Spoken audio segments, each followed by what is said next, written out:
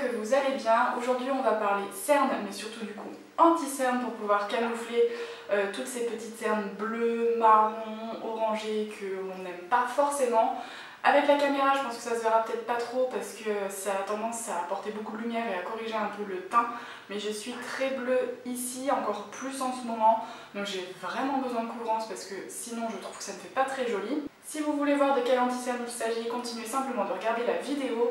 Avant tout, si vous êtes nouveau sur la chaîne, n'hésitez pas à vous abonner, c'est totalement gratuit. Il vous suffit juste de cliquer sur le petit bouton rouge qui je crois est juste en dessous de ma vidéo. Et surtout mettez un petit pouce vers le haut pour m'encourager à refaire des vidéos puisque je pense qu'il va y en avoir pas mal en ce moment parce que j'ai pas mal de produits à vous présenter et je pense que je vais changer un petit peu la façon de faire de mes vidéos. Plutôt que de vous présenter plein de produits, peut-être vous faire plus produit par produit, ça sera peut-être aussi plus simple pour pouvoir vous retrouver et surtout regarder les produits qui vous intéressent.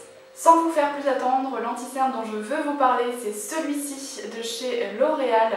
C'est l'infaillible More Than Concealer qui est sorti il n'y a pas extrêmement longtemps, que vous trouvez très facilement en grande surface. Moi je l'ai trouvé au Géant Casino quand j'étais allée faire mes courses avec ma maman. Au début, je ne l'avais pas spécialement vu, c'est ma maman qui l'a vu parce qu'elle avait besoin d'un anti-cerne et je me suis dévouée pour le tester.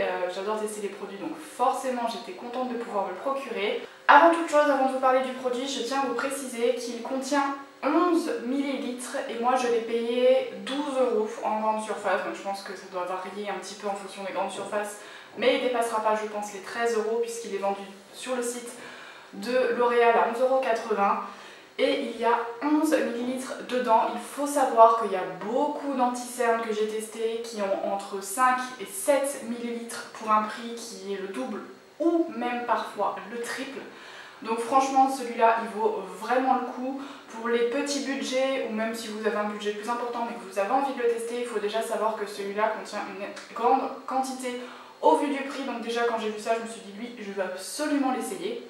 Donc je vais vous dire un petit peu ce que L'Oréal en dit en tout cas. Ils disent que c'est une formule 2 en 1 à la fois correcteur et fond de teint. On va revenir là-dessus juste après.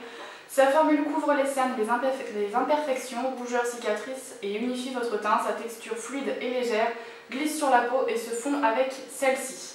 Alors, correcteur, oui, fond de teint, franchement je ne m'amuserais pas à faire tout mon fond de teint avec ça. Par contre, effectivement, quand j'avais des petites imperfections, ça m'arrivait de le mettre aux endroits localisés. Là en ce moment, vu qu'il fait beau, qu'il y a du soleil, ma peau va beaucoup mieux puisque ma peau adore le soleil et déteste quand il se cache. Donc là en ce moment ça va beaucoup mieux hormis mes... L'applicateur c'est un embout mousse qui pour le coup est juste énorme. Je vous ferai un petit zoom pour que vous puissiez voir. C'est un embout mousse qui est énorme mais qui pour le coup ne l'est pas trop par rapport à la cerne. Moi je sais qu'il épouse parfaitement le creux que j'ai ici qui forme du coup ma cerne et ma poche parce que j'ai des cernes et des poches. Et du coup ça va parfaitement, je trouve que du coup vous faites un coup comme ça, vous estompez, vous êtes maquillé, c'est camouflé, c'est caché en 2 secondes, c'est fait. Surtout pour les femmes ou les filles qui sont pressées le matin, je sais que je gagne franchement énormément de temps depuis que je l'utilise. Moi je le mets avec le Beauty Blender, à savoir que j'avais délaissé le Beauty Blender pendant peut-être bien 1 an ou 2, mais je suis revenue au Beauty Blender. Je déteste appliquer mon fond de teint et mon anti-cerne au pinceau, je faisais que ça, maintenant je déteste à nouveau, peut-être que je reviendrai au pinceau un jour. Mais ça me gonfle parce que déjà un pinceau c'est chiant à laver, le Beauty Blender c'est quand même drôlement plus pratique. Je l'ai lavé avant de vous montrer, bon là il est sale mais c'est parce que j'ai mis mon fond de teint avec la petite tache noire, c'est parce que je mets une goutte de produit plus foncé parce que sinon mon fond de teint est trop clair. Mais sinon moi je mets 2-3 minutes pour le laver, surtout je le lave 1 à 2 fois par semaine pour éviter les boutons. De toute façon ma peau me le dit quand il est sale, puisque si j'ai oublié de le laver le lendemain, j'ai des boutons. Une autre petite histoire, au début je l'avais détesté, les 2-3 premières utilisations honnêtement je l'avais détesté. Donc si vous l'utilisez au Beauty Blender, un conseil, tordez votre Beauty Blender à fond, quitte, moi c'est ce que je fais, je l'enroule dans ma serviette de bain, j'appuie pour que la serviette absorbe l'eau en trop, parce que sinon quand vous l'appliquez, bah, en fait ça vous fait une grosse tache dégueu et vous n'arrivez pas du tout à l'estomper. Donc surtout si vous utilisez le Beauty Blender, vraiment essorez-le bien pour qu'il n'y ait plus d'eau dedans. Donc là je me suis pas maquillée exprès, j'ai oublié d'ailleurs de vous préciser, vous avez dû dire peut-être que j'avais une tête de bizarre. C'est vraiment pour vous montrer en zoomant vraiment un œil avec, un œil sans, pour que vous puissiez voir comment ça se travaille, le résultat que ça donne. Je me suis dit que ça pourrait être peut-être plus intéressant que de vous parler du produit tout simplement. Des fois les images valent mieux que des mots, donc je vous rapproche et on regarde ça tout de suite. Je viens de me rendre compte que j'ai oublié de faire le focus sur la partie d'avant, donc j'espère que la vidéo aura quand même été un peu nette. Je pense que vous ne m'aurez jamais vu d'aussi près, c'est un peu flippant, je regarde le retour de caméra, j'ai l'impression de me voir genre un gros plan. Donc écoutez, je vais vous montrer vraiment l'application, je vais l'appliquer je pense sur mon cerne droit, enfin peu importe. Je vais essayer de corriger au niveau du montage pour que vous puissiez vraiment voir, parce que le problème c'est que je me regarde dans le retour caméra, on a l'impression que j'ai quasiment pas de cerne, alors qu'en réalité ici je suis vraiment quand même cernée. Donc je vais essayer de corriger ça pour que vous puissiez bien vous rendre compte. Donc moi ce que je fais toujours, c'est je le sors, j'enlève le surplus parce que sinon ça vous en sort beaucoup trop. J'ai mon petit miroir avec peut-être des petites traces de doigts, et moi ce que je fais c'est que je fais un trait comme ça, 3 traits là. Je prends mon petit Beauty Blender bien essoré et ensuite je l'estompe. Surtout quand vous corrigez vos cernes, allez bien dans le coin interne, le coin ici vraiment là. Moi je sais que c'est ce qui trahit mes cernes parce que c'est extrêmement bleu.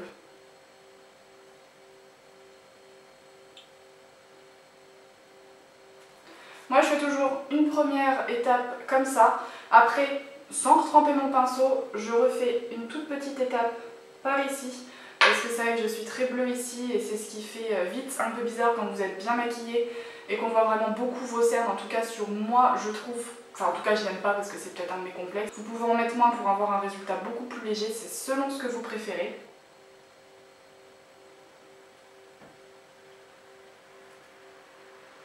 Grosso modo, voilà ce que ça donne. J'ai peut-être l'air, j'ai l'impression dans le retour écran très blanche ici, mais honnêtement pas du tout. Ça ne se voit pas, j'ai juste le cerne bien caché. Ce que je fais après, c'est que je le poudre avec ma poudre libre de chez Make Up For Ever et c'est tout. Je pense que vous pouvez voir, ça me donne le regard quand même beaucoup plus lumineux, beaucoup plus ouvert. Ça fait plus joli. Moi ce que je fais, c'est que je le descends toujours un petit peu ici.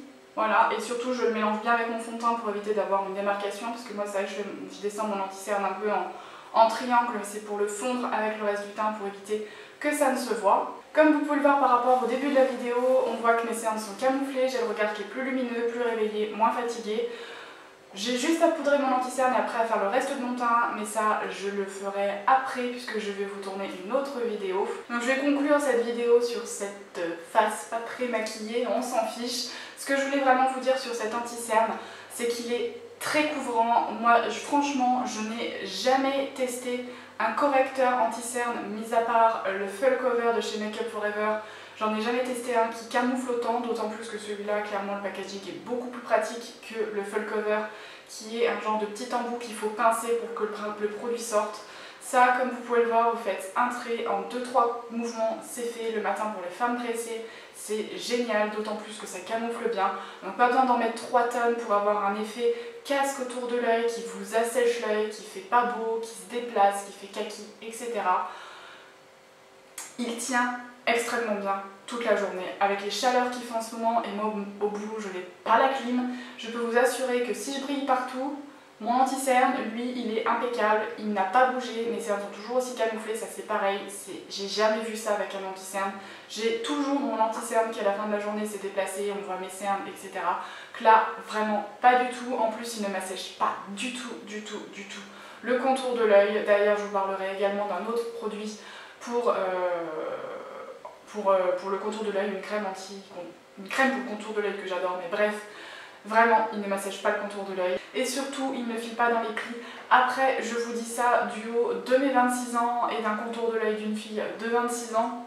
Je ne sais pas, parce que ma maman ne l'a pas encore testé d'ailleurs, il faut absolument qu'elle le teste pour voir si sur une femme qui est plus âgée que moi, voir si quand on a des petites ridules au contour de l'œil, si ça file, là je pourrais vraiment pas vous dire parce que moi j'ai des toutes petites ridules, mais franchement rien du tout. Par contre, pour autant, avec une petite ridule, ça ne file pas du tout. Je pense que je vous ai à peu près tout dit. Franchement, c'est mon chouchou de tous les temps. Quand je l'ai testé, enfin quand je l'ai acheté, je pensais vraiment pas l'adorer à ce point-là, mais vraiment, il a détrôné tous les anti-cernes que j'ai essayé jusque-là. Et Dieu sait que j'en ai testé parce que mes cernes, pour moi, c'est quand même un complexe parce qu'elles sont très marquées. Si vous l'avez déjà testé, n'hésitez pas à me le dire en commentaire également, à nous dire ce que vous en pensez. Peut-être que vous, effectivement, vous l'avez peut-être testé et pas aimé. Donc justement, dites-nous ça en commentaire et dites-nous pourquoi, si vous l'avez pas aimé, et aussi pourquoi si vous l'avez aimé. Et puis sur ce, j'ai envie de dire que je vais vous avoir bien assez parlé pour aujourd'hui. Et je vous fais des gros bisous et on se retrouve bientôt dans une nouvelle vidéo. Bye!